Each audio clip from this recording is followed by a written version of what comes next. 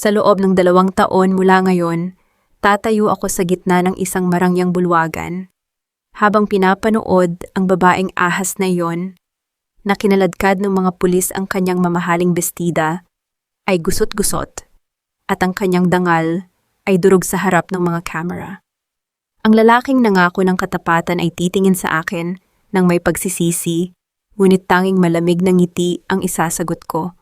May isang lihim akong hawak, isang pirasong papel na magpapabagsak sa buong imperyo nila, at sa sandaling iyon, malalaman nila na ang pinakamalaking pagkakamali nila ay ang isiping isa lamang akong mahinang biktima. Hayaan mo siyang mamatay na naniniwalang mahal siya ng pamilyang ito. Basta pirmahan niya ang paglilipat ng lahat ng ari-arian bago lumabas ang resulta ng peking biopsy, tapos na ang problema natin. Ang boses na iyon ni Doña Estrella ay tila isang malamig na haplos ng kamatayan sa aking pandinig. Nakatayo ako sa likod ng bahagyang nakabukas na pinto ng library.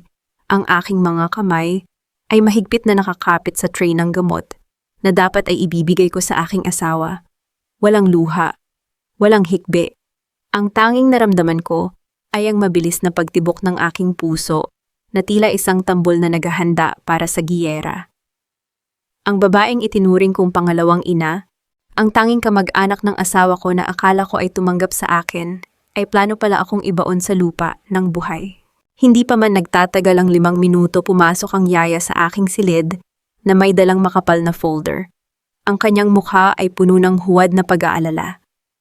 Sinabi niya na kailangan ko raw itong pirmahan agad dahil ang operasyon ko para sa aking malalang cancer ay gaganapin na sa loob ng 24 na oras. Sabi ni Doña Estrella, ito raw ay para masiguro ang kinabukasan ng mga itatayo naming foundation. Isang malaking kasinungalingan na binalot sa telang sutla. Kinuha ko ang panulat. Ang aking kamay ay hindi nanginginig. Sa katunayan, ang aking buong katawan ay tila naging yelo sa sobrang lamig. Bilang isang dating senior auditor, ang aking mga mata ay automatikong gumapang sa mga numero at maliliit na titik sa ilalim ng pahina. Isang mabilis na sulyap lamang ang kailangan ko para makita ang lason sa loob ng dokumento. Hindi ito medical trust. Ito ay isang irrevocable power of attorney na nagbibigay kay Estrella ng karapatang kontrolin ang lahat ng shares na ipinamana sa akin ng lola ko. Iniwan na muna ni Doña Estrella ang mga papeles, Madam Maria. Kailangan daw po bago mag-alas 5 ng hapon ay maipadala na ito sa abogado. Ang pagmamadali ng yaya ang kanyang boses ay tila isang orasan na mabilis na tumitibok, pilit akong dinidirekta sa isang bangin. Sabihin mo kay tita pipirmahan ko ito pagkatapos kong uminom ng tsaa. Ang sagot ko, ang aking boses ay patagwalang emosyon sapat na para hindi siya maghinala. Nang lisanin niya ang silid, mabilis kong kinuha ang aking hidden laptop sa ilalim ng kutsyon. Ang aking mga daliri ay lumipad sa keyboard. Hindi ako iiyak para sa isang pamilyang itinuring akong kasangkapan lamang. Binuksan ko ang database ng hospital kung saan kinuha ang aking mga huling test. Bilang asawa ng chairman, alam ko ang lahat ng access code sa kanilang system. Ang nakita ko ay nagpakulo sa aking dugo. Ang aking biopsy results ay negatibo. Malinis ang aking katawan. Ang tanging cancer sa bahay na ito ay ang mga taong nakapaligid sa akin. Biglang bumukas ang pinto ng kumukonekta sa silid ni Adrian. Ang aking asawang bulag at lumpo ay pumasok lula ng kanyang wheelchair. Ang kanyang mga mata ay nakatitig sa kawalan ng kanyang mukha, ay tila isang estatwa ng kalungkutan. Sa loob ng maraming buwan, inilaan ko ang bawat sandali ng aking buhay para alagaan siya, para maging mata at paa niya. Maria, nasaan ka? Tawag niya, ang boses ay malambot, ngunit may kakaibang bigat. Tumayo ako at lumapit sa kanya. Pinagmasdan ko ang kanyang mga mata. Doon sa itim ng kanyang mga balintataw, nakita ko ang isang mabilis na paggalaw, isang reflectioning screen ng aking laptop na hindi ko agad na isara. Ang isang taong tunay na bulag ay hindi susubukan na ituon ang paningin sa isang liwanag na gumagalaw. Ang asawa ko, ang lalaking pinag-alayan ko ng aking kinabukasan, ay isa ring mahusay na aktor sa palabas na ito. Imbes na sumigaw o kumprontahin siya, marahan kong hinawakan ang kanyang kamay. Napakalamig nito. Narito ako, Adrian. Naghahanda lang para sa operasyon bukas. Gusto ni Tita Estrella na pirmahan ko na ang mga papeles para sa foundation. Mabuting tao si tita. Alam niyang makakabuti ito sa'yo. Ang sagot niya isang linyang kabisado na tila binabasa sa isang script. Isang mapait na ngiti ang sumilay sa aking mga labi habang nakatalikod ako sa kanya. Kinuha ko ang aking cellphone at nagpadala ng isang maikling mensahe kay Attorney Lito Valdez, ang tanging taong mapagkakatiwalaan ko. Lito, ihanda mo ang countersuit at ang paglipat ng share sa isang anonymous trust. Ang laro ay nagsimula na. Hindi nila alam ang dokumentong nakahain sa lamesa ay hindi ko pipirmahan ng aking tunay na lagda. Gagamit ako ng isang lumang pirma na matagal ko nang pinawalang bisa isang pain para sa kanilang kasakiman. Habang iniisip nila na nagbibilang na ako ng mga huling sandali, ako naman ay nagsisimula ng bumuo ng kanilang katapusan.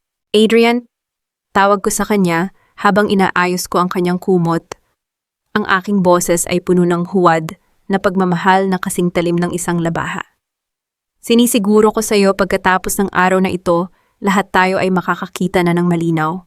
Bago matapos ang gabing iyon, isang tawag ang pumasok sa aking burner phone. Isang boses ng babae hinihingal at tila takot na takot. Madam Maria, huwag kayong tutuloy sa operasyon bukas. Ang surgeon na kinuha nila, hindi siya doktor. Siya ang tauhan ni Daniel, ang aking dating kasintahan na nakipagsabwatan sa aking mga kaaway. Ang pressure ng oras ay tila isang malaking pader na gumuguho sa aking harapan. Mayroon na lamang akong 8 oras bago ang nakatakdang pagpatay sa akin sa mesa ng operasyon. Ngunit sa halip na tumakas, kinuha ko ang aking itim na maleta.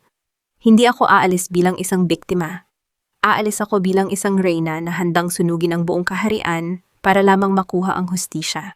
Sa silid na yon, kung saan ang bawat pader ay may tainga at ang bawat anino ay tila nagmamasid. Natutunan ko ang sining ng paghinga nang hindi lumilikha ng tunog. Ang asawa kong si Adrian ay nananatiling nakaupo sa kanyang wheelchair. Ang kanyang mga mata ay blanko nakatitig sa kawalan na tila ba ang buong mundo ay isang madilim na kuta. Ngunit alam ko na ang totoo. Ang kadilimang iyon ay isang maskara lamang at sa likod nito ay isang matalas na paningin na naghihintay ng aking pagkakamali. Maria, bakit tila ang lamig ng iyong mga kamay? Tanong ni Adrian. Ang kanyang boses ay malambot, ngunit may himig ng pagsisiyasat. Inayos ko ang kanyang suot na sweater. Ang aking mga daliri ay bahagyang dumampi sa kanyang leeg. Marahil ay dahil sa kaba para sa operasyon ko bukas, Adrian. Sino ba naman ang hindi matatakot kung alam mong baka ito na ang huling gabi na makakasama kita? Ang bawat salita ko ay isang patibong binalot sa tamis ng pag-aalala, ngunit may lasa ng bakal. Huwag kang mag-alala. Gagawin ni na Tita Estrella ang lahat para iligtas ka, sagot niya. Isang perpektong linyang galing sa isang asawang nagmamahal, kung hindi ko lang sana nalaman na ang pagliligtas na sinasabi niya ay ang permanenteng pagpapatahimik sa akin. Nabalik ang aking diwa nang marinig ko ang marahas na pagbukas ng pinto sa ibaba. Ang tunog ng mga takong na humahampas sa sahig ay sapat na para malaman ko kung sino ang dumating. Si Victoria Navarro, ang babaeng hindi marunong tumanggap ng pagkatalo, ang dati niyang kasintahan, na hanggang ngayon ay umaaligid na parang isang gutom na buwaya. Pumasok siya sa aming silid nang walang katok. Ang kanyang mukha ay puno ng huwad na lungkot na kasing kapal ng kanyang kolorete. O Maria, nabalitaan ko ang tungkol sa iyong biopsy. Napakasakit isipin na sa kabila ng lahat ng kabutihan mo, ganito ang isusukli ng tadhana. Lumapit siya sa akin at hinawakan ng aking mga balikat. Ang kanyang amoy ng mamahaling pabango ay tila sumasakal sa akin. Salamat sa pagbisita, Victoria. Ngunit tila masyado kang maaga para sa aking lamay. Malamig kong sagot habang marahan kong inaalis ang kanyang mga kamay. Nakita ko ang panandaliang pagkagulat sa kanyang mga mata. Hindi siya sanay na sinasagot ko siya ng ganito katuwid. Ang Maria na kilala nila ay mahinhin, mapagtiis at madaling utuin. Huwag ka namang ganyan, Maria. Narito ako para suportahan si Adrian sa mahirap na panahong ito. Alam mo naman na siya ang pinakaapektado rito, sabi ni Victoria sabay sulyap kay Adrian na nananatiling tahimik. Adrian, darling, huwag kang mag-alala. I'm here for you. Tiningnan ko si Adrian. Walang reaksyon ang kanyang mukha, ngunit napansin ko ang bahagyang paghigpit ng kanyang hawak sa gilid ng kanyang wheelchair. Doon ko napatunayan ang kanilang alyansa ay hindi kasing tatag ng iniisip ko. May lamat sa kanilang pagkakaisa at iyon ang gagamitin ko. Victoria, dahil nandito ka na rin lang, baka gusto mong tulungan si Tita Estrella sa pag-aayos ng mga papeles sa ibaba. Mukhang masyado silang abala sa paglilipat ng aking mga shares. Auditor ako, Victoria. Kahit sa huling sandali ng buhay ko, alam ko kung saan napupunta ang bawat sentimo ko. Ang wika ko, ang aking boses ay pumutol sa ere na parang isang matalim na kutsilyo. Namutla si Victoria.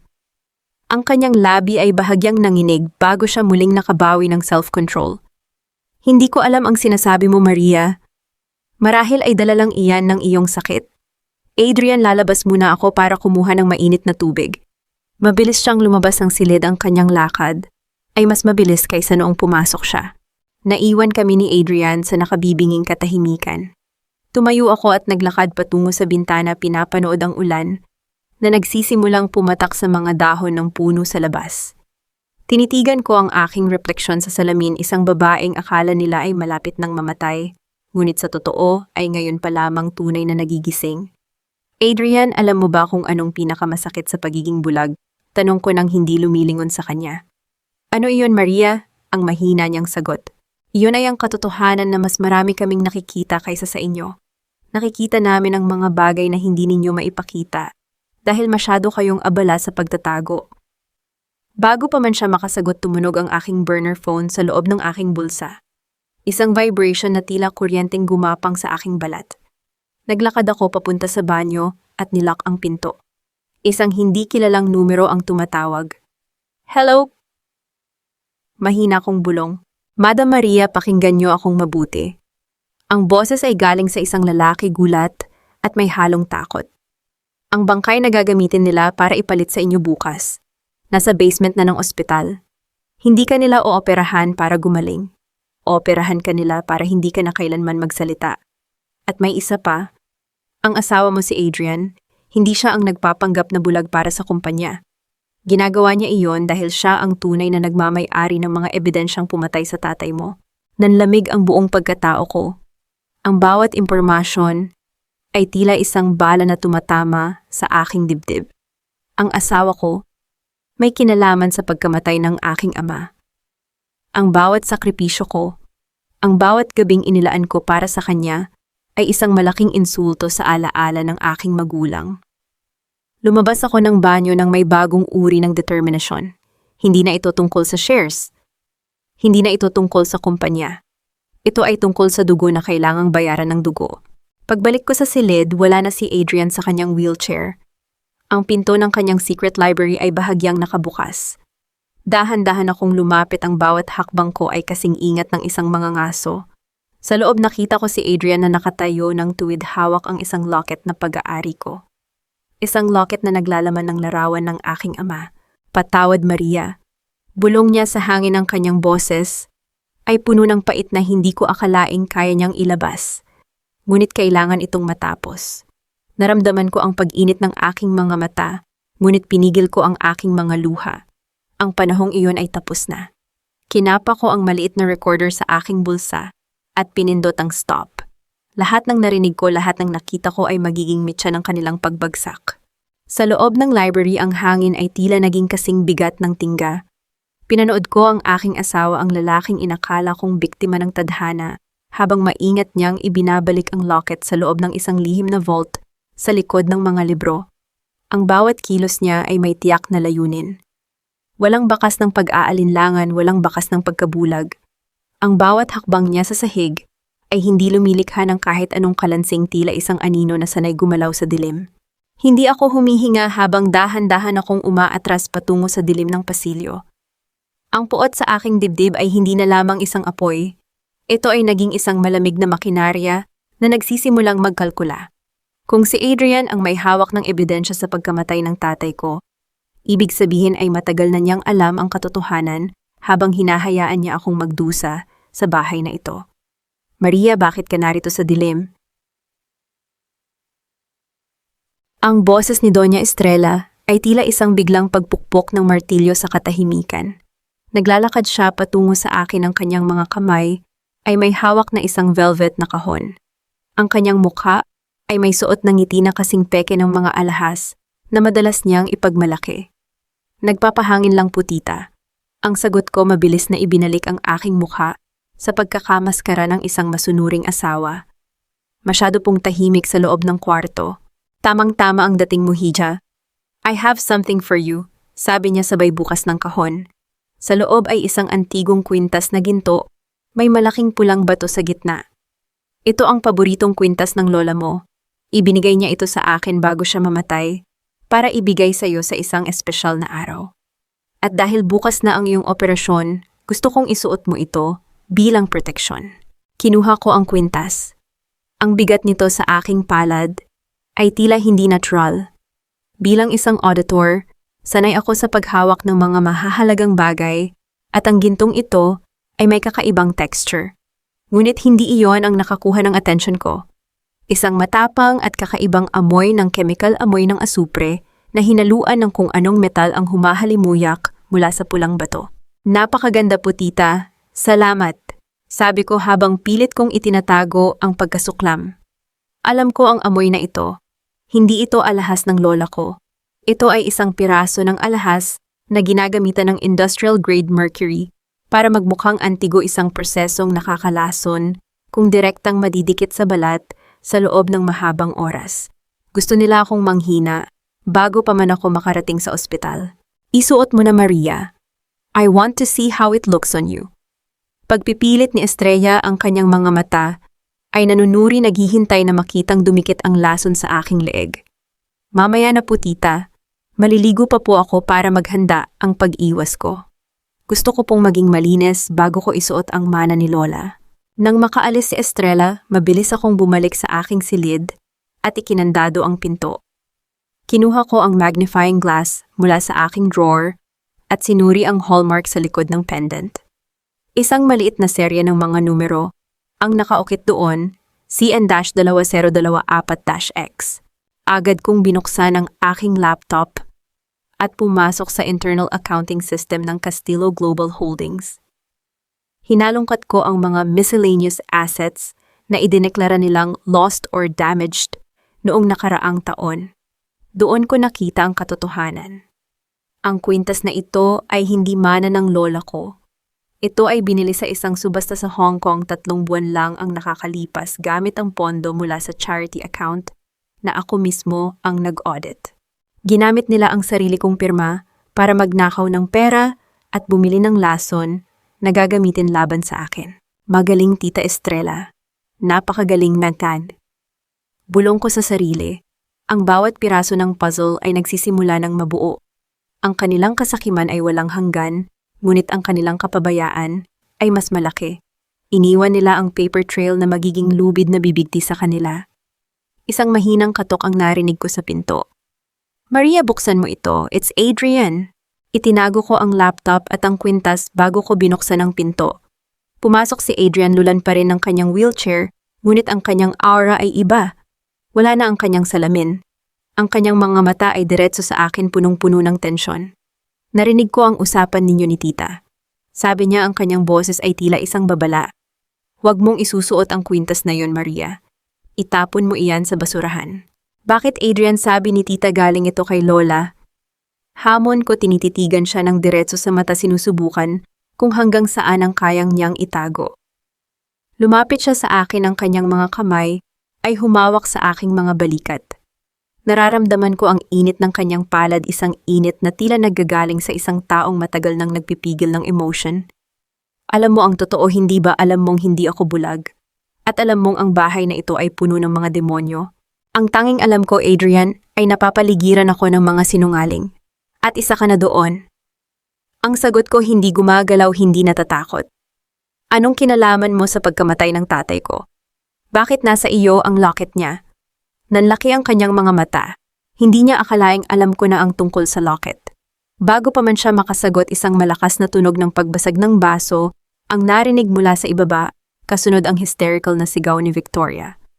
Adrian, tulong, may pumasok sa mansyon, puwat ashaso sa timtarata.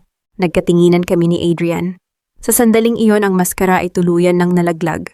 Mabilis siyang tumayo mula sa kanyang wheelchair, Ang kanyang kilos ay kasing bilis ng isang sanay na mandirigma. Kinuha niya ang isang baril mula sa ilalim ng kanyang desk at tiningnan ako. Manatili ka rito, Maria. Huwag kang lalabas kahit anong mangyari, utos niya bago siya mabilis na lumabas ng silid. Ngunit hindi ako si Maria na susunod na lamang. Kinuha ko ang aking cellphone, ang lason na kwintas at ang folder ng mga ebidensya. Kung may gulo sa ibaba ito, na ang pagkakataon kong kunin ang huling piraso ng katotohanan sa loob ng vault ni Estrella. Habang bumababa ako sa hagdan, nakita ko ang isang anino sa dulo ng pasilyo. Hindi ito magnanakaw. Ito ay si Daniel, ang aking dating kasintahan, may hawak na hiringgilya at nakatingin sa akin ng may mali siya. Hindi na natin kailangang maghintay hanggang bukas, Maria. Tatapusin na natin ito ngayon. Ang nakakangilabot niyang bulong. Nakatayo si Daniel sa dulo ng madilim na pasilyo, ang kanyang mga mata ay nanlilisik sa ilalim ng malamlam na ilaw. Ang Daniel na minahal ko noon, ang lalaking inakala kong may busilak na puso, ay wala na. Ang kaharap ko ngayon ay isang anino ng kasakiman, isang tauhan na handang pumatay para sa perang hindi naman sa kanya. Daniel, huwag mong gawin ang isang bagay na pagsisisihan mo habang buhay. Ang sabi ko, ang aking boses ay hindi nanginig kahit isang sandali. Dahan-dahan kong inilagay ang aking kamay sa loob ng bulsa, hinahawakan ang matulis na dulo ng jewelry box. Pagsisisi, ang tanging pagsisisi ko ay ang hindi kita napaamo noon pa lang, Maria. Ang sagot niya kasabay ng isang nakakangilabot na tawa. Sabi ni Estrella, kung hindi ka makakarating sa ospital, mas madali ang lahat. Isang turok lang nito, magmumukhang inatake ka sa puso dahil sa stress ng operasyon. Malinis, walang ebidensya. Humakbang siya, pasulong ang hiringgilya, ay kumikinang sa dilim. Ngunit hindi ako tumakbo. Sa halip lalo akong tumayo ng tuwid. Akala mo ba ay ganoon ako kadaling itumba? Auditor ako, Daniel. Sanay akong maghanap ng butas sa mga plano, lalo na sa mga planong kasing babaw ng sa iyo. Sa isang mabilis na pagkakataon, nang tangkaing sunggaban ni Daniel ang aking braso, hindi ako umiwas palayo. Sa halip humakbang ako patungo sa kanya at buong lakas na isinampal sa kanyang mukha ang bukas na jewelry box na naglalaman ng kwintas na may lason.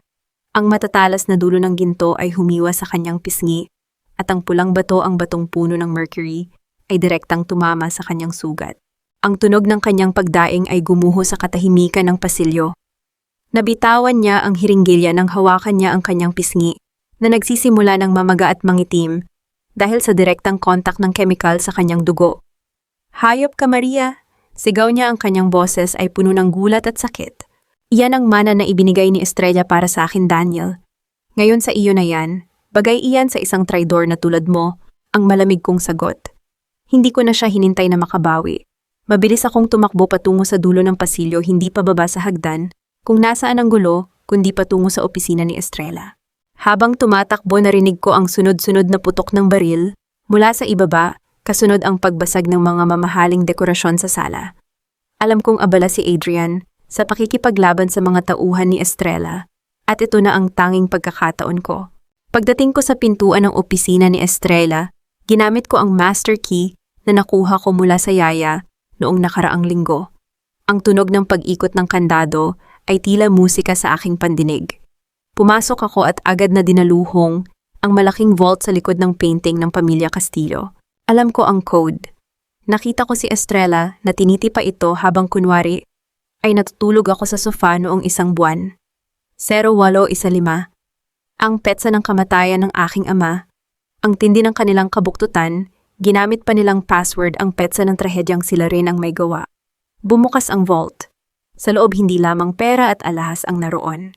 Nakita ko ang isang makapal na asul na folder na may titulong Project Redemption. Binuksan ko ito at doon ang aking puso ay tila tumigil sa pagtibok. Hindi ito tungkol sa shares ng kumpanya. Hindi rin ito tungkol sa lupa ng lola ko. Ang folder ay naglalaman ng mga dokumentong nagpapatunay na ang tatay ko ay hindi namatay sa aksidente. Siya ay pinatay dahil natuklasan niya na ang Castillo Global Holdings ay ginagamit para sa international money laundering at ang utak ng lahat ng ito ay hindi si Estrella. Isang pamilyar na pirma ang nasa ilalim ng bawat transaksyon. Isang pirma na kilalang kilala ko, Adrian Castillo. Naramdaman ko ang paglambot ng aking mga tuhod. Ang lalaking pinagkatiwalaan ko Ang lalaking akala ko ay kakampi ko laban kay Estrella ay siya palang pumatay sa aking ama. Ang lahat ba ng pagpanggap niya ay para lamang siguraduhin na hindi ko malalaman ang katotohanan. Nahanap mo na rin sa wakas ang hinahanap mo, Maria.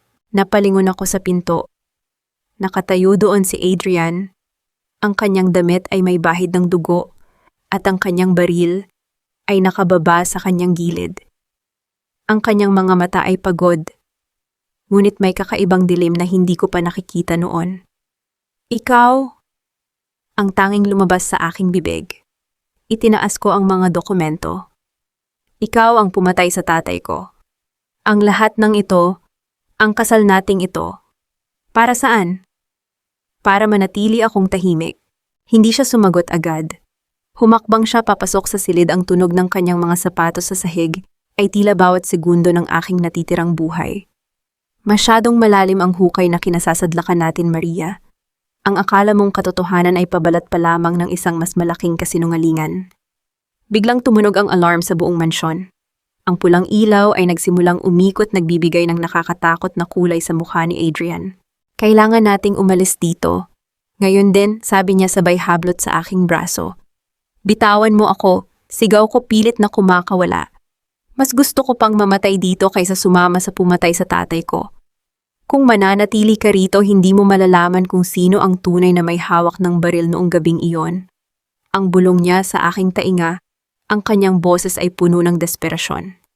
Dahil sa sandaling ito, ang buong mansyon ay nakatakdang sumabog sa loob ng 3 minuto.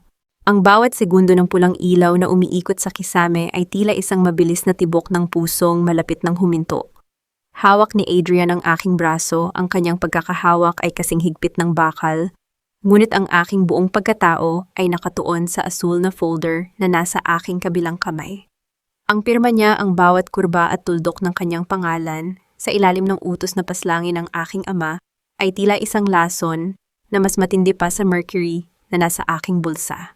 Bitawan mo ako, Adrian? Sabi ko, bitawan mo ako. Ang sigaw ko, ang aking boses ay pumapalahaw sa gitna ng ingay ng alarm. Buong lakas kong isinampal sa kanyang dibdib ang folder. Huwag mong gamitin ang kaligtasan ko para pagtakpan ng dumi sa mga kamay mo. You killed him. Pinatay mo ang kaisa-isang tao na nagmahal sa akin ng totoo. Hindi siya natinag. Ang kanyang mga mata na dati ay malamlam at walang buhay ay nag-aapoy ngayon sa gitna ng nagbabadyang panganib. Kung pinatay ko siya, Maria, bakit ko itatago ang mga ebidensyang iyan sa vault ni Estrella? Gamitin mo ang utak mo bilang auditor. Hindi ba't masyadong madali na mahanap mo iyan sa gitna ng gulo? Isang malakas na pagyanig ang yumanig sa buong mansyon, kasunod ang tunog ng mga nababasag na kristal mula sa malaking chandelier sa labas ng opisina. Ang init ng apoy mula sa ibaba ay nagsisimula ng gumapang sa ilalim ng pinto. Ang oras ay hindi na namin kakampi. You have to trust me, Maria, kahit ngayon lang ang madiin niyang bulong. Bago pa ako makasagot, binuhat niya ako ng sapilitan at tumakbo patungo sa isang lihim na pinto sa likod ng malaking bookshelf, isang lagusan na hindi ko alam na umiiral. Ang loob ng lagusan ay madilim at amoy alikabok, ngunit ang bilis ng pagtakbo ni Adrian ay tila kabisado niya ang bawat liko. Naririnig ko ang pagguho ng mga semento sa likod namin, ang marahas na paglapit ng apoy, na tila isang gutom na hayop na gustong lumamon ng lahat ng ebidensya. Nang marating namin ang dulo ng tunnel, isang malamig na simoy ng hangin ang humampas sa aking mukha. Naroon kami sa likod ng malaking hardin, malayo sa mansyon na ngayon ay balot na ng naglalakasang apoy. Isang nakakasilaw na liwanag ang sumabog, kasunod ang isang malakas na dagundong na nagpayanig sa lupa. Ang mansyon ng mga Kastilyo, ang kuta ng lahat ng kasinungalingan, ay naging isang malaking tumpok ng nagniningas na bakal at semento sa loob lamang ng isang kisap mata. Napaupo ako sa damuhan, hinihingal habang yakap ang asul na folder. Pinanood ko ang paglamon ng apoy sa mga alaala ng aking pagdurusa. Sa tabi ko nakatayo si Adrian Duguan, ang balikat at hingal na hingal, ngunit ang kanyang paningin ay nakapako sa nagbabagang labi ng kanyang tahanan. Namatay ba sila? Ang tanong ko, ang aking boses ay malamig at walang bahid ng awa. Sina Estrella, Victoria, Daniel, ang mga demonyong tulad nila ay hindi madaling mamatay sa apoy, Maria. Ang sagot niya nang hindi tumitingin sa akin. They planned this. Ang pagsabog na ito ay hindi para patayin tayo, kundi para burahin ang lahat ng dokumentong nasa loob ng vault. Bigla kong naisip ang laso na kwintas. Ang amoy ng mercury sa aking bulsa. Kinuha ko ang folder at binuksan ito sa ilalim ng liwanag ng apoy. Sinuri ko muli ang pirma ni Adrian. May mali. Bilang isang auditor, ang aking trabaho ay ang makita ang mga patterns na hindi nakikita ng iba. Ang diin ng tinta sa huling letra ng kanyang pangalan. Ito ay masyadong mabigat, tila ba pinilit itong gayahin ng isang taong hindi sanay sa kanyang stroke. Hindi ikaw ang pumirma nito.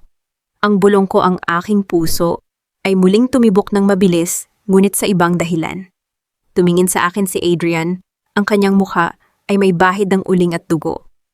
Ang tatay mo, siya ang nagtago sa akin noong bata pa ako nang tangkaing patayin ni Estrella ang buong pamilya ko para makuha ang kumpanya. He was my mentor, Maria. I didn't kill him. I was trying to save him, but I was too late. Bago ko pa man maproseso, ang kanyang sinabi, isang tunog ng paparating na sasakyan ang bumasag sa katahimikan ng gabi. Isang itim na van ang huminto sa aming harapan at bumukas ang bintana nito. Naroon si Daniel, ang kalahati ng kanyang mukha ay nakabalot ng bendahe dahil sa sugat na gawa ng kwintas, ngunit ang kanyang mga mata ay puno ng wagas na pot. Nakaligtas kayo sa apoy, pero titingnan natin kung makakaligtas kayo rito. Ang wika ni Daniel habang itinataas ang isang remote control.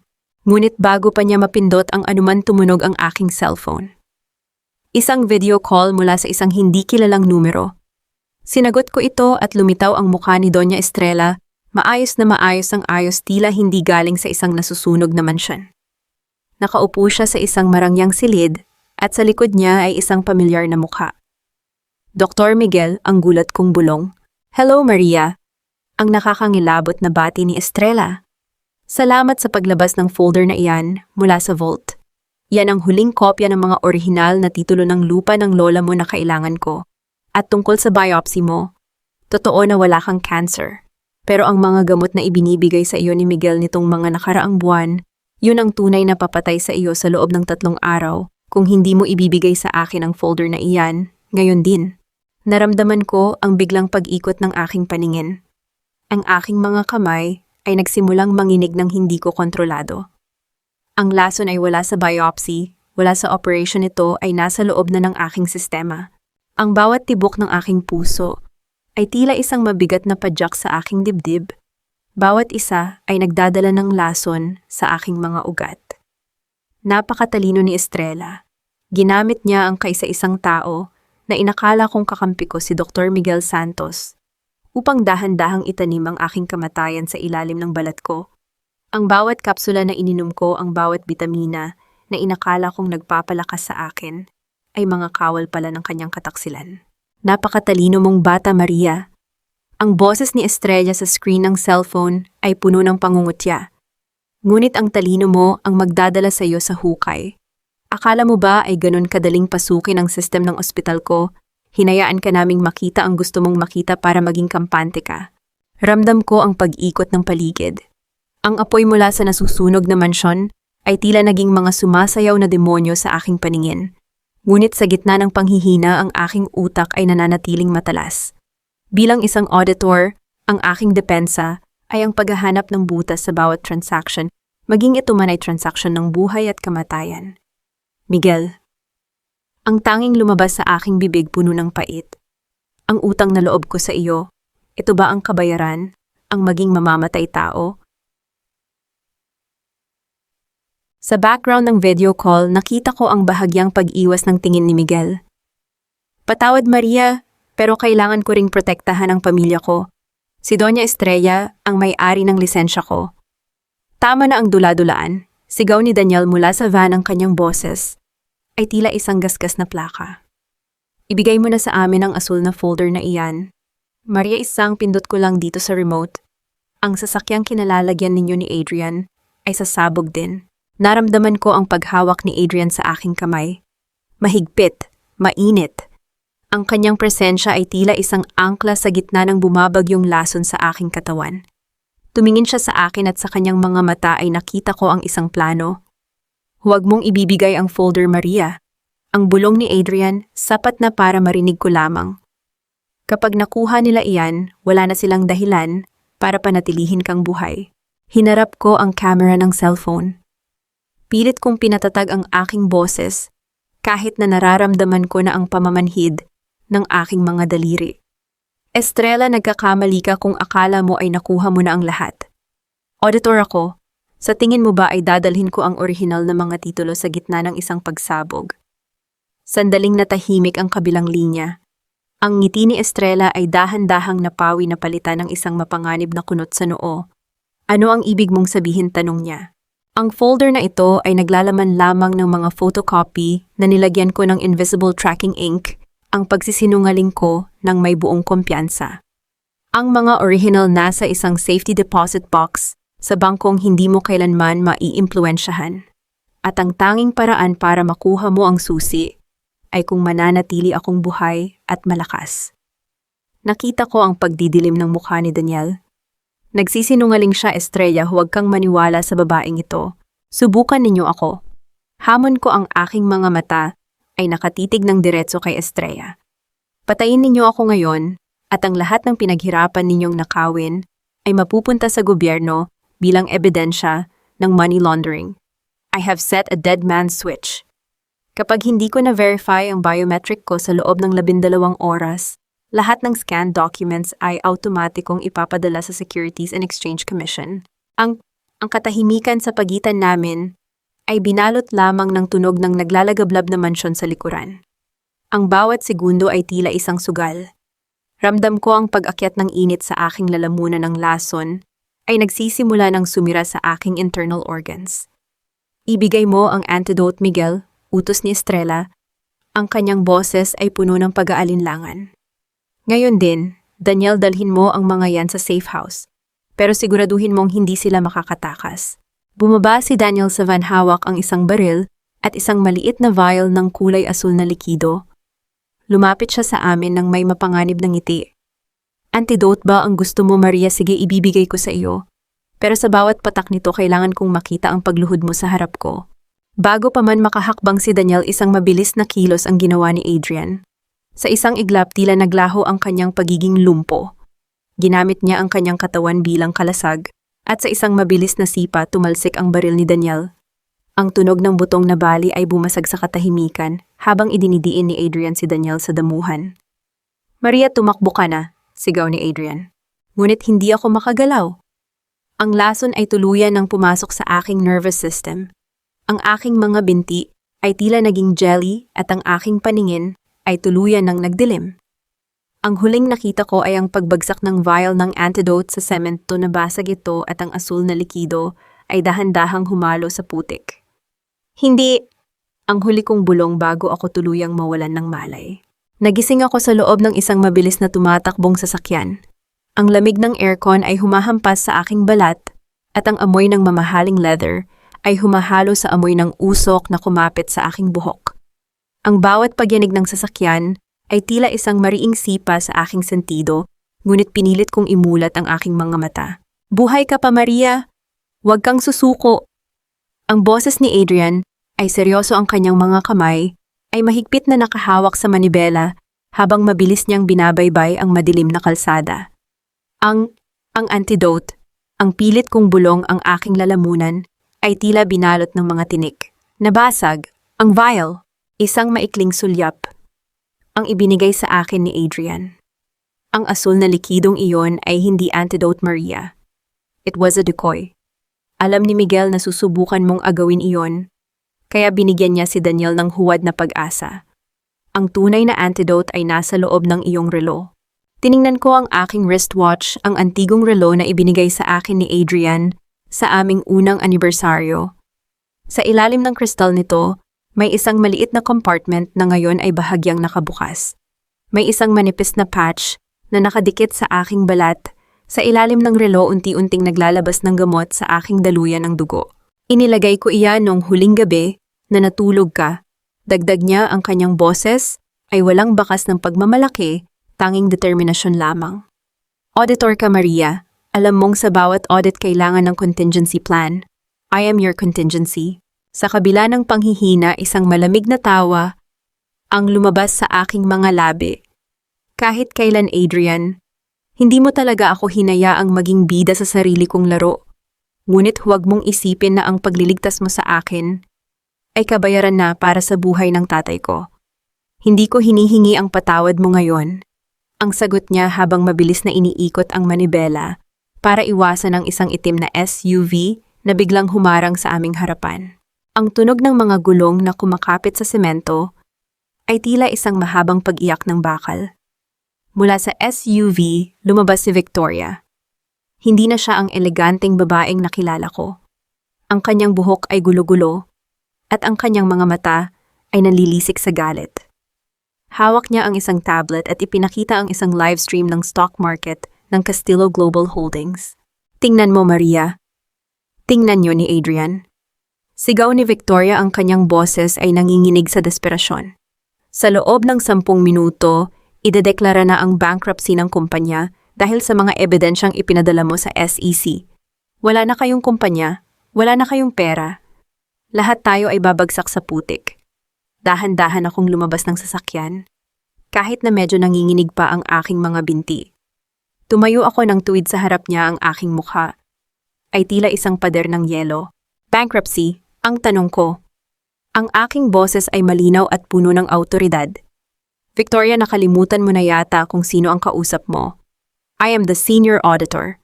Noong gabing pasukin ko ang vault ni Estrella, hindi ko lang kinuha ang mga dokumento ng money laundering. Ibinulgar ko rin ang lahat ng hidden assets ninyo sa Caymans. Namutla si Victoria. Ang tablet sa kanyang kamay ay bahagyang nayanig. Ang perang akala ninyo ay ligtas ninyong naitago.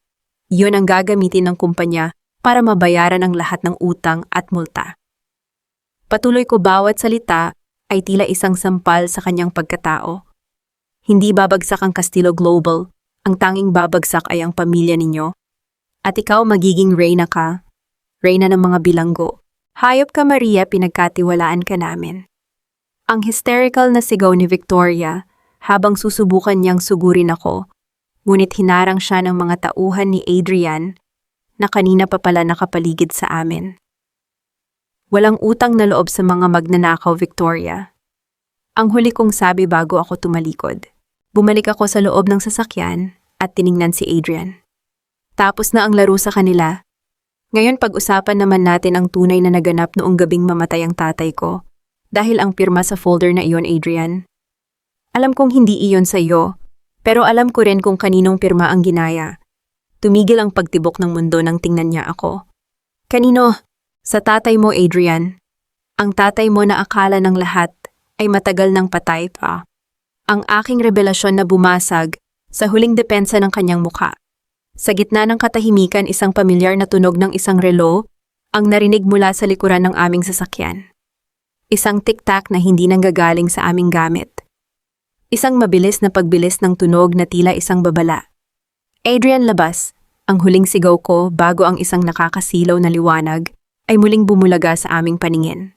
Ang bawat tunog ng mabilis na pag-ikot ng mekanismo sa likod ng sasakyan ay tila isang babala ng kamatayan na humahabol sa amin. Sa isang iglap naramdaman ko ang marahas na paghila ni Adrian. Sa aking braso, ang aming mga katawan ay tumalsik patungo sa madamong bahagi ng kalsada habang ang isang maliit ngunit matinding pagsabog ay naganap sa likuran ng aming sasakyan. Ang init ng apoy ay humalik sa aking likuran at ang amoy ng nasusunog na goma ay pumuno sa aking ilong. Hindi ako sumigaw. Wala nang silbi ang takot sa puntong ito. Habang nakadapa ako sa damuhan ng aking mga daliri, ay mahigpit pa ring nakakapit sa asul na folder. Ang bawat paghinga ko ay may kasamang lasa ng alikabok, ngunit ang aking isipan ay tila isang computer na mabilis na nag-ayos ng mga data. Maria, ayos ka lang ba?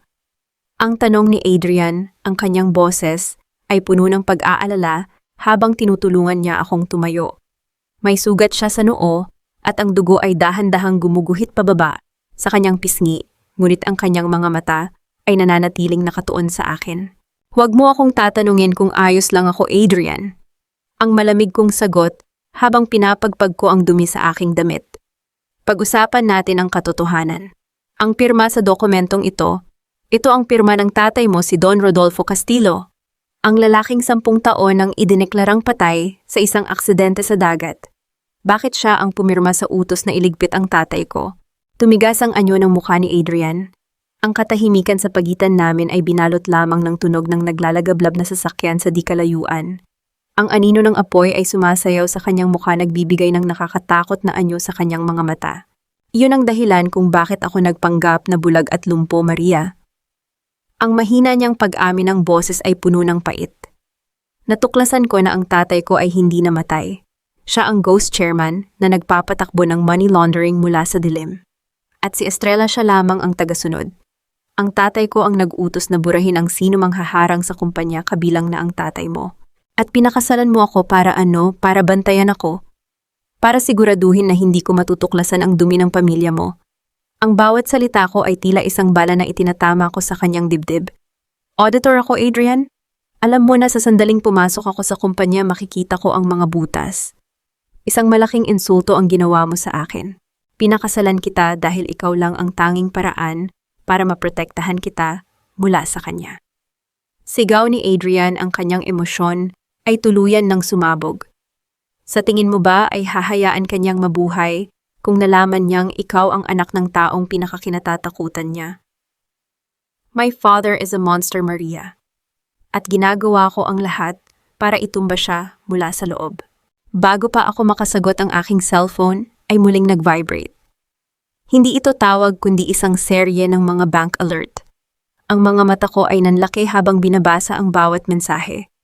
Ang bawat account na kinontrol ko, ang bawat offshore fund na akala ko ay na-freeze ko na ay unti-unting nabubuhay at inililipat sa isang hindi kilalang account. Impossible, ang bulong ko. Nakalock ang mga biometric na iyon. Hindi kung ang gumagawa ay ang taong mismong nag-set up ng system na iyan. Sabi ni Adrian, ang kanyang boses ay tila isang hatol ng kamatayan. He's here, Maria. Ang tatay ko, narito na siya. Mula sa dilim ng kalsada, isang mahabang itim na limousine ang dahan-dahang lumapit. Ang tunog ng makina nito ay tila isang malaking pusa na naglalakad sa gabi. Huminto ito sa aming harapan at ang bintana sa likuran ay bumaba. Isang matandang lalaki na may mapuputing buhok at isang aura ng kapangyarihan ang tumingin sa amin. Si Don Rodolfo. Napakagandang palabas, Maria. Ang wika ng matanda, ang kanyang boses ay malalim at kalmado. Tila ba hindi siya ang taong nag-utos ng napakaraming krimen? Ang talino mo ay sadyang nakakamangha. Sayang nga lang at ginamit mo ito laban sa pamilyang nagbigay sa iyo ng lahat. Hindi ko pamilya ang mga magnanakaw at mamamatay tao.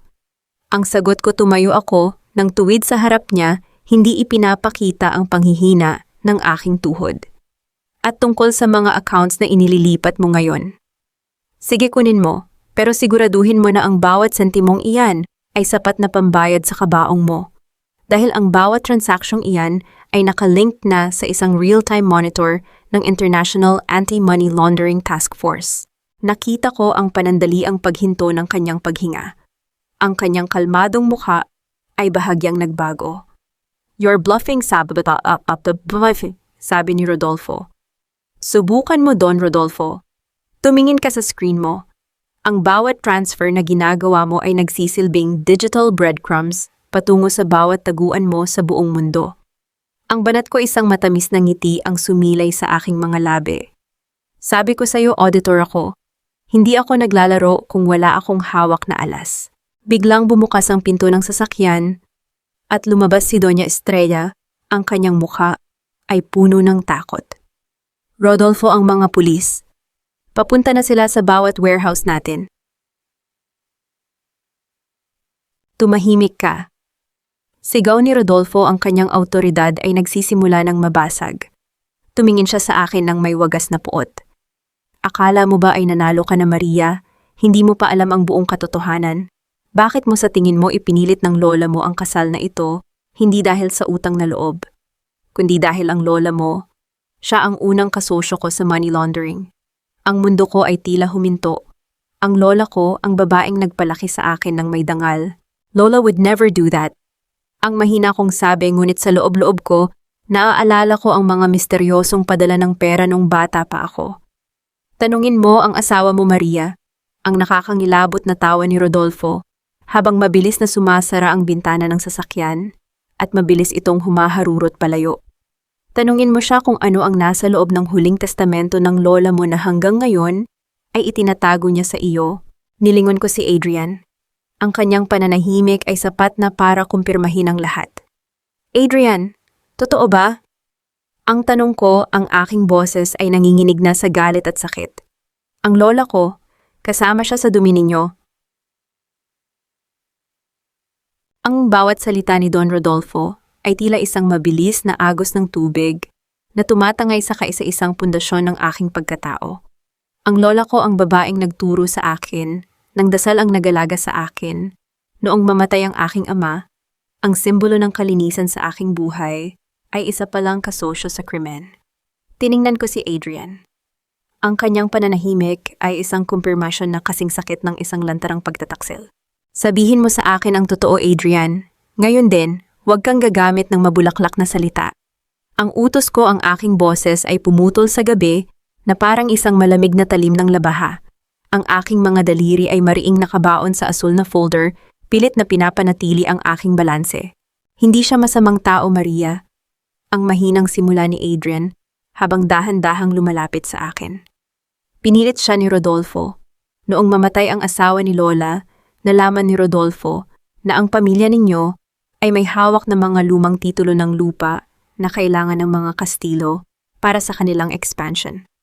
Ginamit niya ang utang ng lolo mo para pilitin ang lola mo na maging front sa mga illegal na transaction. Isang mapait na tawa ang lumabas sa aking lalamunan.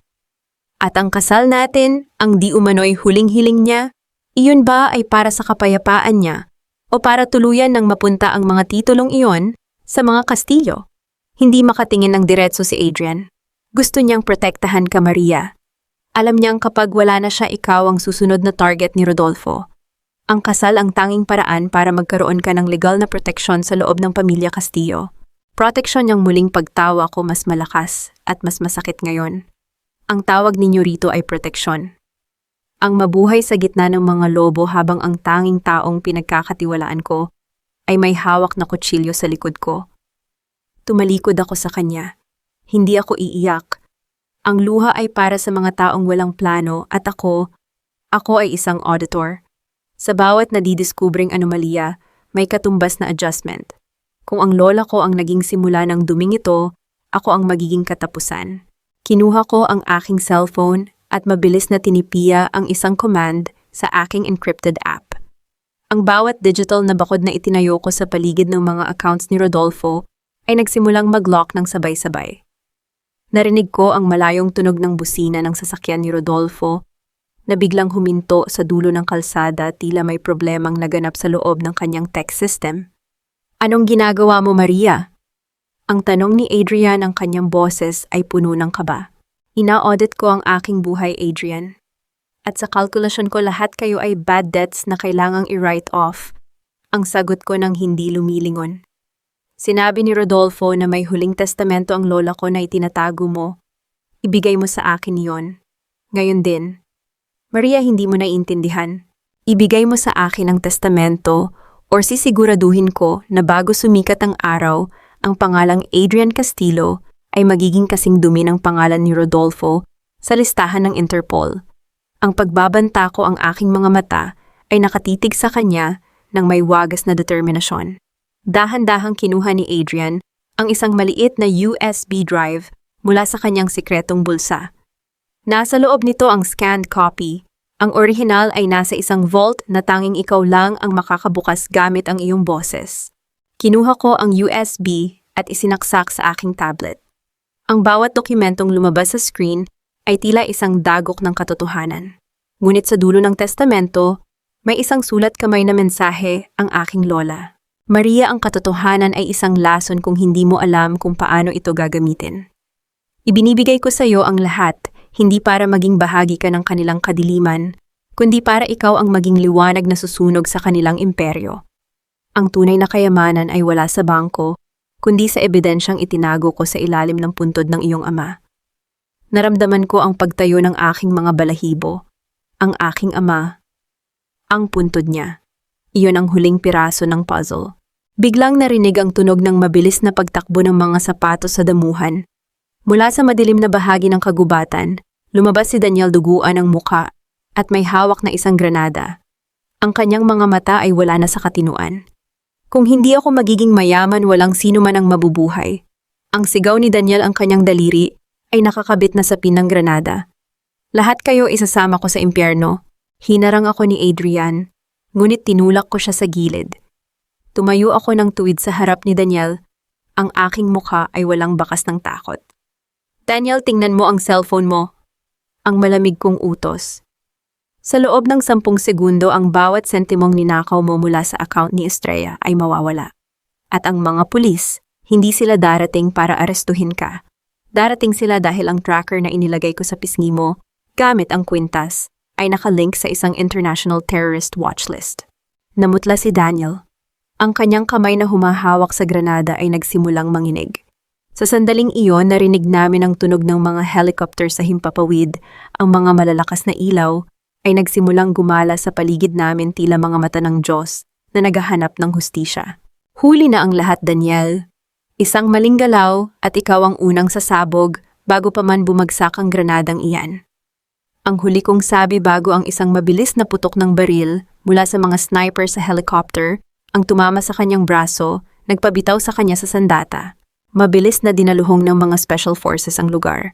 Sa gitna ng kaguluhan habang kinakaladkad si Daniel at hinahanap si Rodolfo, lumapit sa akin si Adrian. Susubukan niya sanang hawakan ang aking balikat ngunit mabilis akong umiwas. Maria. Huwag, Adrian. Tapos na ang kabanatang ito. Ang sabi ko habang pinapanood ang pagsikat ng araw sa abot-tanaw. Ang shareholders meeting ay sa makalawa. Ihanda mo ang sarili mo. Dahil doon, hindi lang ako ang magsasabi ng katotohanan. Doon ko bubuwagin ang bawat kastilo na nakatayo sa aking harapan. Ang bawat hakbang ng aking mga sapatos sa makinis na marmol na sahig ng Castillo Global Tower ay tila isang mabilis na pagbilang ng mga natitirang sandali ng kanilang kalayaan. Nakasuot ako ng isang itim na business suit, ang aking buhok ay maayos na nakapusod, at ang aking mukha ay tila isang pader ng yelo na walang anumang bahid ng takot. Sa aking kamay hawak ko ang isang silver na briefcase, ang kabaong na maglilibing sa imperyo ng mga Kastilyo. Sa loob ng malaking conference hall, narinig ko ang boses ni Doña Estrella. Siya ay nakatayo sa harap ng mga pinakamayayamang investor ng bansa. Ang kanyang mukha ay puno ng huwad na lungkot habang nagpapaliwanag. Nakalulungkot isipin na sa gitna ng trahedyang nangyari sa ating mansyon, ang aking pamangking si Adrian at ang kanyang asawang si Maria ay hindi na may kakayahang gampanan ang kanilang tungkulin. Ang wika ni Estrella habang nagpapahid ng peking luha. Si Adrian ay nananatiling mahina ang kaisipan at si Maria, ang kawawang si Maria ay pumanaw na kagabi dahil sa kanyang malalang karamdaman. Isang bulong-bulungan ang bumalot sa silid. Ang mga board members ay tila handa ng pirmahan ang dokumentong magbibigay kay Estrella ng kabuuang kapangyarihan. Sa sandaling iyon, itinulak ko ang malaking pintong kahoy. Ang tunog ng pagtama ng pinto sa pader ay umaling-awngaw sa buong bulwagan, sapat na para patahimikin ang lahat. Naglakad ako papasok, ang aking paningin ay diretso kay Estrella na tila nakakita ng isang multo. Ang kanyang mukha ay naging kasing puti ng papel at ang kanyang hawak na mikropono ay bahagyang nanginig. Ang balita tungkol sa aking kamatayan ay masyadong maaga, Tita Estrella. Ang panimula ko, ang aking boses, ay malinaw at puno ng awtoridad na pumutol sa katahimikan. Sabi ko sa iyo, ang isang mahusay na auditor ay hindi kailanman umaalis nang hindi natatapos ang kanyang huling report. Maria, paano? Ang tanging lumabas sa bibig ni Estrella. Naglakad ako patungo sa harapan at hinarap ang mga stockholders. Hindi ako nag-aksaya ng panahon sa mga drama. Binuksan ko ang aking briefcase at ikinonekta ang aking tablet sa malaking projector screen. Hindi ako narito para sa isang eleksyon. Ang sabi ko habang lumalabas sa screen ang mga komplikadong spreadsheet at mga scanned bank transfers. Narito ako para sa isang liquidation. Ang bawat sentimong ipinuhunan ninyo sa Castillo Global ay ginamit ni Doña Estrella at ng kanyang ghost chairman para sa international money laundering. Ang mga dokumentong nakikita ninyo ay ang mga transaksyong itinago nila sa ilalim ng mga Peking Foundation. Nagsisinungaling siya, sigaw ni Victoria mula sa gilid, ang kanyang boses ay puno ng desperasyon. Gawa-gawa lang iyan ng isang babaeng desperada dahil sa hiwalayan. Desperada. Lumingon ako sa kanya ng may malamig na ngiti. Victoria, ang huling audit report na nilagdaan mo noong nakaraang buwan ay naglalaman ng digital watermark na nagpapatunay na alam mong peke ang mga invoice. Sa katunayan, ang bawat pirma mo ay isang ebidensya na magdadala sa iyo sa loob ng rehas sa loob ng 20 taon. Sa gitna ng kaguluhan, bumukas ang screen sa likuran ko at lumitaw ang isang live video feed. Naroon si Don Rodolfo, nakaupo sa loob ng isang pribadong eroplano, ang kanyang mukha ay puno ng wagas na puot. Maria, akala mo ba ay mananalo ka sa isang digital na laro? Ang hamon ni Rodolfo mula sa screen. Hawak ko ang master server ng kumpanya. Sa loob ng 3 minuto, buburahin ko ang lahat ng records na yan at wala kang magagawa. 3 minuto, ang pag-uulit ko habang tinitingnan ko ang aking relo. Masyadong matagal iyon, Don Rodolfo. Dahil bago ka pa man makapindot ng delete, ang iyong eroplano ay hindi makakaalis sa runway. Hindi mo ba napansin na ang iyong flight clearance ay binawi na ng Civil Aviation Authority dahil sa kasong human trafficking na isinampa ko laban sa iyo kaninang madaling araw? Nakita ko ang pagbabago sa mukha ni Rodolfo. Ang kanyang kalmado at mapagmataas na aura ay napalitan ng isang hilaw na takot. Biglang narinig ang malakas na kalabog sa pintuan ng conference hall. Pumasok ang mga tauhan ng National Bureau of Investigation kasama si Adrian na ngayon ay nakasuot ng isang formal na barong, ang kanyang mga mata ay matalas at walang anumang bakas ng pagiging lumpo. Tita Estrella, Don Rodolfo, tapos na ang inyong pamumuno. Ang wika ni Adrian habang ang mga pulis ay nagsimulang piringan ng posas ang mga nagugulantang na opisyal ng kumpanya. Dinaluhong ni Estrella ang aking pwesto. Susubukan niya sana akong saktan, ngunit mabilis ko siyang nahawakan sa braso at idiniin sa lamesa. Walang emosyon ang aking mukha habang tinititigan ko siya ng malapitan. Sabi mo noon hayaan akong mamatay na naniniwalang mahal ako ng pamilyang ito. Ang bulong ko sa kanyang tainga sapat na para siya lang ang makarinig. Ngayon mabuhay ka ng alam mong ang kaisa-isang taong mahina na minaliit mo ang siyang kumuha ng lahat mula sa iyo. Habang kinakaladkad palabas sina Estrella at Victoria, ang buong bulwagan ay binalot ng isang nakabibinging katahimikan. Ang mga stockholders ay isa-isang tumayo, hindi para magprotesta kundi para humingi ng paliwanag. Ngunit bago pa man sila makapagsalita, iniharap ko ang huling slide sa projector. Castillo Global is not dead, ang deklarasyon ko. It is under new management, at ang unang hakbang ng aking administrasyon ay ang ibalik ang bawat sentimong ninakaw sa taong bayan. Naramdaman ko ang paghawak ni Adrian sa aking balikat. Isang hawak ng paggalang at pasasalamat. Ngunit bago pa man kami makahinga ng maluwag, isang tawag ang pumasok sa aking cellphone mula sa sementeryo kung nasaan ang puntod ng aking ama. Madam Maria, may problema po rito. Ang boses ng caretaker ay nanginginig. Ang puntod po ng tatay ninyo, binuksan po ito ng hindi kilalang mga tao at may nakuha silang isang metal na kahon bago pa kami makarating. Ang aking puso ay tila tumigil. Ang huling alas na iniwan ng lola ko, ang ebidensyang tunay na makakapagpabagsak sa pinakaugat ng lahat ng kasamaan, ay nanakaw sa huling sandali. Ang malamig na hangin sa loob ng conference hall ay tila huminto nang ibaba ko ang aking cellphone. Ang balita tungkol sa pagkahukay sa puntod ng aking ama ay sapat na para magdulot ng panik sa sinumang tao, ngunit ang aking mukha ay nanatiling walang emosyon. Tumingin si Adrian sa akin, ang kanyang mga mata ay puno ng pagkabahala, tila naghihintay ng aking pagbagsak. Ano ang nangyari, Maria? Ang tanong niya habang papalapit sa akin, pilit na binabasa ang katahimikan sa aking mga mata. Isang mapait at malamig na ngiti ang sumilay sa aking mga labi. Kinuha ko ang aking tablet at binuksan ang isang nakatagong aplikasyon. Sa screen, isang pulang tuldok ang mabilis na gumagalaw sa mapa ng syudad, patungo sa isang pribadong daungan na pagmamay-ari ng mga natitirang kasosyo ni Don Rodolfo sa politika. Akala ba nila ay ganun ako kadaling isahan, ang mahina, ngunit matalim kong wika. Isang linggo bago pa man mangyari ang araw na ito, inutusan ko na si Attorney Valdez Nailipat ang orihinal na kahon ng lola ko sa isang bank vault. Ang kahon na ninakaw nila mula sa sementeryo ay naglalaman lamang ng mga peking dokumento at isang military-grade GPS tracker. Ang huling pain para mahuli ang lahat ng natitirang anino ng sindikato, nakita ko ang pagluwag ng paghinga ni Adrian, isang patunay ng kanyang labis na paghanga na hinaluan ng takot. Ang babaeng inakala nilang susunod lamang sa agos ay siya na ngayong kumokontrol sa buong karagatan.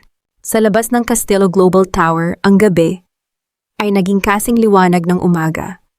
Ang nakakasilaw na liwanag mula sa mga kamera ng mga mamamahayag ay tila mga kidlat na bumabalot sa kadiliman, nag-aabang sa paglabas ng mga nagaangkin ng kapangyarihan. Dahan-dahan kaming naglakad ni Adrian palabas ng gusali saktong-sakto upang masaksihan ang huling kabanata ng pagbagsak ng mga nagtangkang sumira sa akin. Inilabas ng mga pulis si Doña Estrella at Victoria. Parehong nakaposas ang mga kamay at napapaligiran ng mga alagad ng batas. Ang mga mamahaling damit na kanina lamang ay simbolo ng kanilang yaman, ay tila naging mga basahan na lamang sa paningin ng publiko. Nang makita ni Estrella ang mga mikropono ng media na nakatutok sa kanya, ang kanyang muka ay agad na nag-iba. Ang mapagmataas na reyna ay nagbagong anyo bilang isang kaawa-awang biktima. Mga sinungaling sila. Wala akong ginawang masama. Ang umiiyak na sigaw ni Estrella ang kanyang boses ay nanginginig sa perpektong pag-arte. Ako ang nag-aruga sa babaeng iyan. Tinanggap ko siya sa aking pamamahay noong wala siyang matakbuhan. Binigyan ko siya ng pamilya. Tapos ito ang igaganti niya. Isang walang utang na loob na pamangkin na gusto lamang kamkami ng aming yaman. Ang mga reporter ay mabilis na lumingon sa akin, naghihintay ng aking sagot. Hindi ako umiwas ng tingin. Naglakad ako palapit kay Estrella, ang aking mga hakbang ay banayad ngunit may bigat na tila nagpapatigil sa oras. Wala akong itinaas na boses. Wala akong ipinakitang galit. Ang aking presensya ay kasing lamig ng yelo. Ang bahay na ibinigay mo, Doña Estrella, ay itinayo gamit ang dugong dumanak mula sa tatay ko. Ang malinaw at patag kong sagot na umalingaw-ngaw sa buong paligid sapat na para marinig ng bawat kamera at mikropono. Ang pamilyang ipinagmamalaki mo ay isang organisasyong nagnanakaw sa mga taong may sakit at sa mga inosente. Wala akong utang na loob sa mga halimaw na nagtago sa likod ng mamahaling alahas at huwad na kabaitan. Hayop ka, Maria, susumpain ka ng Diyos. Ang hysterical na tugon niya habang pilit siyang isinasakay ng mga pulis sa loob ng patrol car. Tiningnan ko siya ng diretso sa mata. Ang Diyos ang nagbigay sa akin ng lakas para tapusin ang kasamaan mo, tita. Ngayon harapin mo ang karma mo sa loob ng rehas. Sa kabilang banda si Victoria ay tuluyan ng bumigay. Lumuhod siya sa semento, hindi alintana ang dumi na kumakapit sa kanyang tuhod. Maria, please, sabihin mo sa kanila na napilitan lang ako. Tinakot ako ni Estrella, buntis ako, Maria, maawa ka. Tiningnan ko ang babaeng minsang sumubok na nakawin ang huling sandali ng aking kapayapaan. Ang mga peking medical record na ginamit mo para magpanggap na buntis ay nasa kamay na ng mga autoridad, Victoria. Ginamit mo ang kahinaan ng iba para umangat. Ngayon maranasan mo kung paano ang maiwan sa ibaba nang walang sasalo sa iyo. Tumalikod ako at hindi na lumingon pa. Ang ingay ng mga mamamahayag at ang pag-iyak ng mga natalong kalaban ay unti-unting naglaho habang pumasok kami ni Adrian sa isang tahimik na pribadong opisina sa kabilang gusali. Sa loob ng silid ang katahimikan ay tila isang malambot na kumot na bumalot sa aming dalawa. Ang mga ilaw ng syudad ay makikita mula sa malaking bintana, nagbibigay ng mainit na kulay sa pagod na mukha ni Adrian. Lumapit siya sa isang maliit na mesa at marahang nagbuhos ng mainit na tsa sa 2 porselanang tasa. Ang mainit na likido ay umagos ng tahimik, naglalabas ng manipis na usok na nagpakalma sa aking mga balikat. Inabot niya sa akin ang isang tasa. Ang kanyang mga daliri ay bahagyang dumampi sa aking kamay. Tapos na, Maria. Ang lahat ng kasinungalingan, ang lahat ng panganib. Tapos na. Nakuha na natin ang hustisya para sa tatay mo at sa pamilya ko. Humigop ako ng tsa, pinapakiramdaman ng init na gumagapang sa aking dibdib. Nakuha ko ang hustisya, Adrian. Huwag mong kalimutan na kung hindi ako gumalaw hanggang ngayon, ay nagpapanggap ka pa rin sa dilim. Isang malungkot na ngiti ang sumilay sa kanyang mga labi. Tama ka, ako ang asawa mo sa papel, ngunit ikaw ang nagligtas sa ating dalawa. Humakbang siya palapit, ang kanyang mga mata ay puno ng pag-asa at isang malalim na emotion na matagal na niyang itinatago. Maria, hindi naging maganda ang simula natin. Ang kontrata, ang pagpapanggap. Lahat iyon ay mali. Ngunit ang naramdaman ko habang pinapanood kitang lumalaban, ang pagmamahal ko sa iyo ay totoo. Maaari ba tayong magsimula ulit? Walang sikreto. Tayong dalawa lang bilang tunay na mag-asawa. Ang bawat salita niya ay tila isang matamis na kanta na inaasam-asam ng sinumang babaeng nakaranas ng paghihirap. Ngunit hindi ako isang ordinaryong babae na madaling mabulag ng mga matatamis na pangako. Ang pag-ibig na itinatag sa ibabaw ng kasinungalingan at manipulasyon ay isang pundasyong madaling gumuho. Tahimik kong inilapag ang tasang tsa sa ibabaw ng mesa. Kinuha ko mula sa aking itim na maleta ang isang makapal na brown folder at inilapag ito sa kanyang harapan. Tiningnan ni Adrian ang folder, ang kanyang noo ay kumunot sa pagtataka. Ano ito, Maria? Mga dokumento ba ito ng kumpanya? Buksan mo'y ang kalmado kong utos. Dahan-dahan niyang binuksan ang folder. Ang kanyang mga mata ay nagpalipat-lipat sa mga pahina at sa bawat segundong lumilipas ang liwanag at pag-asa sa kanyang mukha ay unti-unting namamatay, pinapalitan ng isang malalim na kalungkutan. Ito ay ang divorce papers, kumpleto at formal nang nakapirma sa ibabaw ng aking pangalan. Maria! Ang boses ni Adrian ay halos isang bulong puno ng sakit na tila hindi niya kayang dalhin. Bakit akala ko ba? Adrian, pinakasalan kita dahil akala ko ay mamamatay na ako at yon ang tanging paraan para mabayaran ang utang na loob ko sa aking lola. Ang panimula ko, ang aking boses, ay malambot ngunit may taglay na pinalidad na hindi maaaring mabali. Ang bawat araw ko sa mansyon ninyo ay isang pakikipaglaban para sa aking sariling pag-iisip at buhay. Hindi ko itatayo ang aking kinabukasan sa isang pundasyong binuo mula sa aking kahinaan. Pero nagbago na ang lahat. Ang pakiusap niya, ang kanyang mga kamay ay mahigpit na nakahawak sa gilid ng mesa. Patutunayan ko sa iyo na karapat-dapat ako. Ibibigay ko sa iyo ang buong Castillo Global. Umiling ako ng marahan. Hindi ko kailangan ng kumpanya mo, Adrian, at hindi ko kailangan ng lalaking magbibigay sa akin ng mundo dahil kaya kong itayo ang sarili kong imperyo. Pinalalaya na kita mula sa obligasyong protektahan ako dahil kaya ko nang protektahan ang sarili ko. Kinuha ko ang aking maleta at naglakad patungo sa pinto. Bago ko pihitin ang hawakan, lumingon ako sa kanya. Ang lalaking minsang nagpanggap na bulag ay ngayon nakikitang malinaw ang babaeng hindi na niya kailanman makokontrol. Pirmahan mo ang mga papeles, Adrian. Ang huli kong wika, ang bawat salita, ay bumabasag sa mga tanikalang matagal na nakapulupot sa aking pagkatao. Ang kontrata natin ay tapos na. 2 taon ang mabilis na lumipas. Ang bawat pahina ng kalendaryo ay tila mga tuyong dahon na dahan-dahang tinangay ng hangin, dala ang mga abo ng isang madilim na nakaraan. Ang sikat ng araw ay malayang pumapasok mula sa malalaking salamin ng aking tanggapan, nagbibigay ng mainit na liwanag sa kabuuan ng silid. Nakatayo ako sa harap ng bintana, pinagmamasdan ang mabilis na galaw ng syudad sa ibaba, habang nilalasap ang kapayapaan na matagal kong ipinaglaban. Wala na ang malamig na mansyon. Wala na ang mga anino ng kasinungalingan. Sa pintuan ng aking opisina ay nakaukit ang mga salitang Reyes Financial Forensics at Foundation. Mula sa pagiging isang asawang ikinulong sa utang na loob, bumangon ako upang maging CEO ng sarili kong kumpanya, isang ahensyang nagpoprotekta sa mga inosente laban sa mga mapanlinlang na korporasyon. Lumapit ang aking assistant at marahang inilapag ang isang makapal na puting folder sa ibabaw ng aking mesa. Ang tunog ng paglapat ng papel sa kahoy ay nagbalik sa aking atensyon. Kinuha ko ang aking panulat. Hindi na ito isang dokumento ng pagpaparaya o peking medical trust na magdadala sa akin sa kamatayan. Ang pinirmahan ko ay isang malaking pondo para sa libreng gamutan ng mga batang may sakit sa cancer. Ang bawat guhit ng aking lagda ay simbolo ng bagong buhay. Nang hapong iyon, nagtungo ako sa pagbubukas ng Reyes Castillo Medical Haven, isang proyektong pinondohan gamit ang mga lehitimong yaman na naibalik sa taong bayan. matapos ang pagbagsak ni na Estrella at Rodolfo.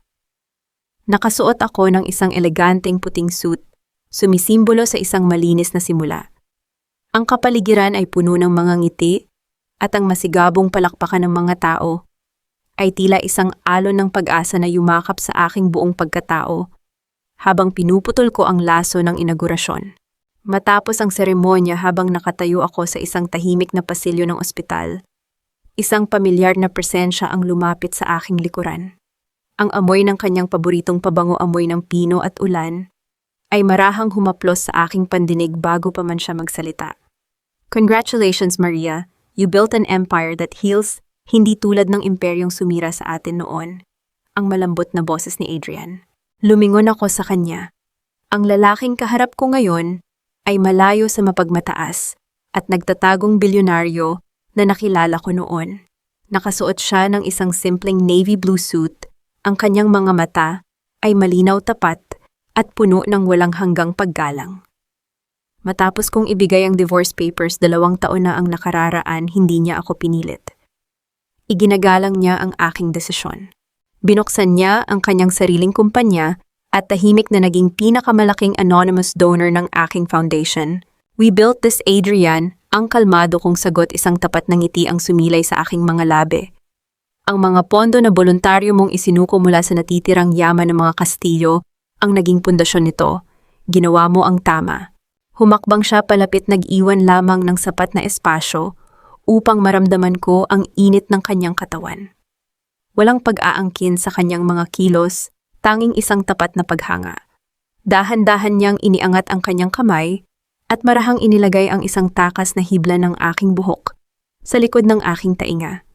Ang simpleng dampi ng kanyang mga daliri sa aking balat ay nagpadala ng isang pamilyar na kuryente sa aking dibdib. Isang kilig na ngayon ay ligtas malaya sa anumang takot o pagdududa. I am just trying to be a man worthy of standing beside you. Ang bulong niya, ang kanyang paningin, ay nakapako sa aking mga mata. Hindi na kita tatanungin kung kailan ka magiging handa. Gusto ko lang malaman mo na narito lang ako, kahit gaano katagal. Manliligaw ako ng tama, Maria. Walang kontrata, walang utang na loob.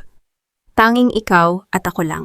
Naramdaman ko ang pagbilis ng tibok ng aking puso. Sa unang pagkakataon, hindi ako nakaramdam ng pangangailangan na tumakbo o magtago sa likod ng aking pagiging auditor. Ibinaba ko ang aking mga depensa, kahit sandali lang, at marahang ipinatong ang aking palad sa ibabaw ng kanyang kamay na nasa aking pisngi. Ipakita mo sa akin, Adrian. Patunayan mo araw-araw ang mahina, ngunit buong puso kong sagot.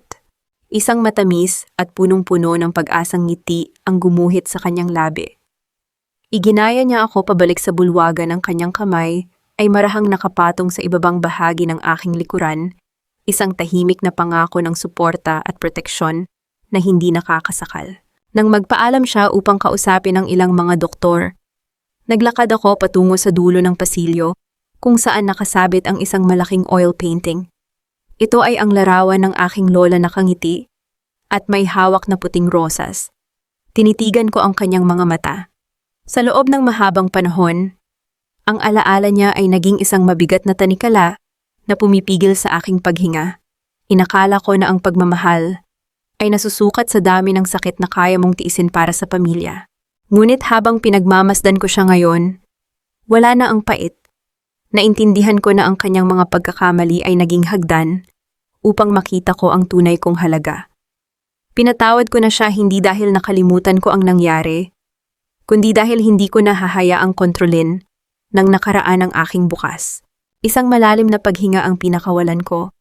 Isang ngiti ng tunay na tagumpay ang sumilay sa aking mga labi. Sa wakas ang mga utang ay bayad na. Ang mga kontrata ay punit na. Ang Reyna ay hindi na kailanman magiging isang biktima. Ako ay malaya. Ang ritmo ng mga alon na humahampas sa puting buhangin ay tila isang oyay ng kapayapaan na dahan-dahang nagpapatahan sa aking kaluluwa. Nakatayo ako sa balkonahe ng aming bagong tahanan sa Palawan, pinagmamasdan ng unti-unting paglubog ng araw na nagkukulay ginto sa buong karagatan. Ang malamig na simoy ng hangin ay nagdala ng amoy ng dagat, isang amoy na nagpapaalala sa akin ng kalayaan. Ibinaba ko ang hawak kong tablet sa ibabaw ng maliit na mesa. Kaaanunsyo lamang sa balita ng huling hatol para sa mga taong minsang nagtangkang sumira sa aking buhay. Si Doña Estrella ay tuluyan ng inilipat sa isang pasilidad para sa mga presong may problema sa pag-iisip. Ang pagkawala ng kanyang yaman kapangyarihan at ang matinding kahihiyan sa publiko ang naging sarili niyang lason na sumira sa kanyang katinuan. Si Don Rodolfo naman ay binawian ng buhay sa loob ng selda noong nakaraang buwan nag-iisa, walang kapangyarihan at kinalimutan ng mundong minsang sinubukan niyang bilhin. Sina Victoria at Daniel ay patuloy na binubuno ang kanilang mahabang sentensya sa likod ng malamig na rehas. Habang iniisip ko sila, wala na akong naramdamang galit o puot. Ang pagpapatawad na tutunan ko ay hindi isang regalong ibinibigay natin sa mga taong nanakit sa atin. Ito ay isang susi na ginagamit natin upang palayain ang ating mga sarili mula sa kulungan ng nakaraan. Pinatawad ko na sila upang tuluyan ko ng mabawi ang espasyo sa aking puso, ngunit hindi ko kailanman kakalimutan ang mga aral na itinuro ng kanilang kasakiman. Nahanap ko na ang kapayapaan na matagal kong ipinaglaban, hindi sa pamamagitan ng pagiging biktima, kundi sa pamamagitan ng pagtindig at paggamit ng aking talino bilang sandata. Naramdaman ko ang isang mainit na tela na marahang ibinalot sa aking mga balikat. Isang pamilyar na init ang sumunod na yumakap sa akin mula sa likuran. Ipinatong ni Adrian ang kanyang baba sa aking balikat, ang kanyang paghinga ay banayad na humahaplos sa aking leeg. Masyado nang malamig dito sa labas, baka sipunin ka. Ang malambot niyang bulong, ang kanyang boses ay puno ng kalinga at pag-ibig na napatunayan ng panahon. Isinandal ko ang aking ulo sa kanyang dibdib, pinakikinggan ng payapa, at mabilis na pagtibok ng kanyang puso. Sa nagdaang 2 taon, pinatunayan ni Adrian na ang pag-ibig ay hindi isang kontrata na pinipirmahan dahil sa utang na loob. Araw-araw pinili niya ako. Araw-araw iginalang niya ang aking mga desisyon, ang aking kalayaan, at ang aking kakayahang pamunuan, ang sarili kong buhay. Wala na ang mga lihim, wala na ang mga anino. Ang lalaking minsang nagpanggap sa dilim ay siya na ngayong pinakamaliwanag na bahagi ng aking umaga. Dahan-dahan niyang kinuha ang aking kaliwang kamay. Sa aking palasingsingan ay nakasuot ang isang simpleng singsing na may maliit na diamante, walang bahid ng lason, walang bigat ng maling obligasyon. Isang singsing na ibinigay niya sa akin, hindi bilang isang Panginoon na bumibili ng isang asawa, kundi bilang isang kapantay na nag-aalok ng kanyang buong buhay. Iniisip ko lang kung gaano kalayo na ang narating natin. Ang sabi ko habang pinagsalikop ang aming mga daliri. Sino ang mag-aakala na ang babaeng pumirma sa isang kasunduan ng kamatayan ay siya ring babaeng magsusulat ng sarili niyang happily ever after? Humarap si Adrian sa akin at marahang hinawakan ang aking mukha. Ang kanyang mga mata ay sumasalamin sa ganda ng takip silim. Dahil ikaw ang pinakamatapang na babaeng nakilala ko, Maria, hindi mo hinayaang sirain ka ng mundo. Sa halip inayos mo ang mundong ginulo namin. Ibinaba niya ang kanyang mukha at inilapat ang isang matamis at magiliw na halik sa aking noo, isang halik na nangangako ng walang hanggang respeto at katapatan. Sa loob ng mahabang panahon, itinuro sa ating mga babae na ang sukatan ng kabutihan ay ang haba ng ating pasensya at ang lawak ng ating kakayahang magtiis. Tinuruan tayong maging martir na ang pag-ibig ay laging nangangailangan ng masakit na sakripisyo. Ngunit ang pinakamalaking himala ay hindi ang pagpapakasakit hanggang sa maubos ka. Ang tunay na himala ay ang matutunang mahalin at pahalagahan ang iyong sarili ng sapat upang lumaban. Ang tunay na kapangyarihan ay nasa pagpili na huwag maging sunod-sunuran sa mga taong ginagamit ang salitang pamilya upang ikadena ka. Tumingin ako sa malawak na karagatan habang unti-unting sumisilip ang mga unang bituin sa kalangitan. Ang utang na loob ay bayad na. Ang mga sugat ay naging mga pilat na nagsisilbing medalya ng aking katapangan. Hindi na ako ang Maria na nakayuko at umiiyak sa gilid ng kama. Ako si Maria Teresa Reyes, isang babaeng nagmahal na saktan, natuto at bumangon. At ngayon hawak kamay sa lalaking tunay na karapat-dapat sa akin, handa na akong salubungin ng bukas, nang walang takot, walang pagsisisi, at may buong pag-ibig.